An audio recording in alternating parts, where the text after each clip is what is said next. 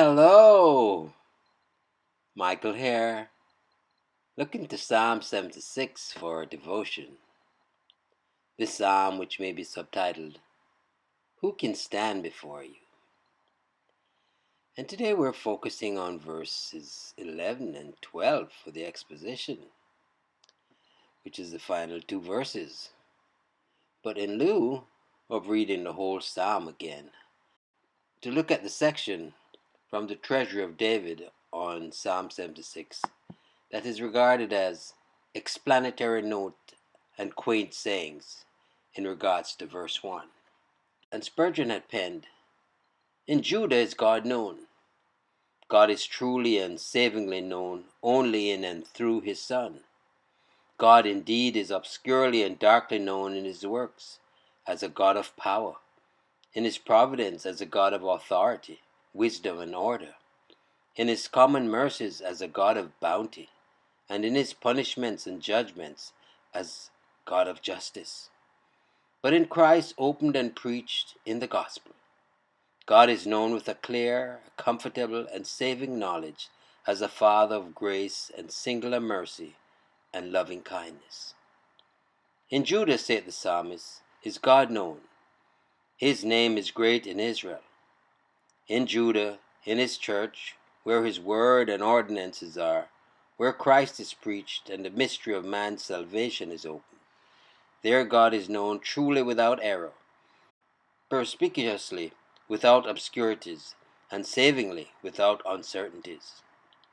There he is known as a king in his courts, for the glory and beauty which he there manifests, as a teacher in his school, for the wisdom and knowledge which he there dispenses, as a dweller in his house, for the holy orders he there prescribes, and gracious rule and dominion he there erects, and beareth in the souls of his servants, as a bridegroom in the banqueting house.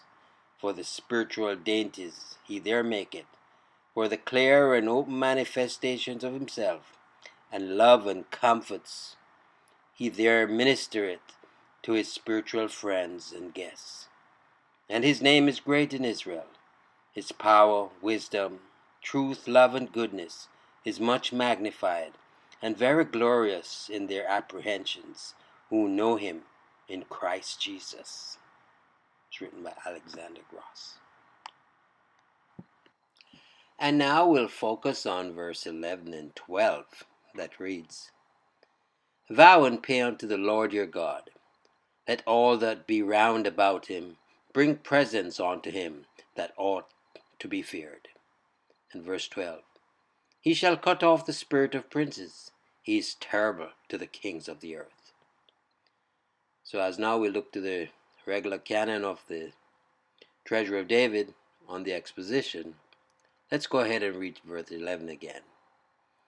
"Vow and pay unto the Lord your God. Let all that be round about him bring presents unto him that ought to be feared." Vow and pay unto the Lord your God. Well may we do so in memory of such mercies and judgments. To vow or not is a matter of choice, but to discharge our vows is our burden duty. He who would defraud God, his own God, is a wretch indeed.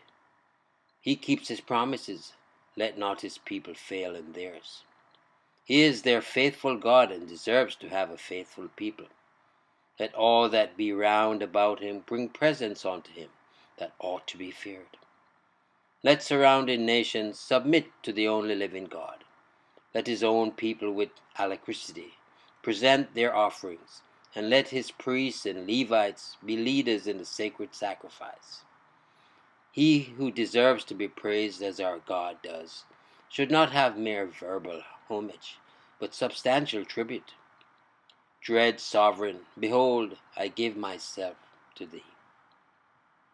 In verse 12, "He shall cut off the spirit of princes.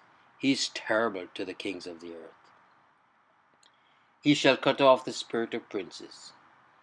Their courage, skill, and life are in his hands, and he can remove them as a gardener cuts off a slip from a plant. None are great in his hand. Caesars and Napoleons fall under his power as the boughs of the tree beneath the woodman's axe. He is terrible to the kings of the earth. While they are terrible to others, he is terrible to them. If they oppose themselves to his people, he will make short work of them. They shall perish before the terror of his arm. For the Lord is a man of war. The Lord is his name. Rejoice before him, all ye who adore the God of Jacob. Oh, blessed be the name of the Lord. Who can stand before him? It's such a joy. It's so rewarding to know that you find your way to serve the real and living God. That you find your way to submit and adore and recognize the King of Kings, Lord of Lords, mighty God. Trust you enjoyed the meditation. Michael here declaring yet again, Jesus is Lord. Until next time, be blessed.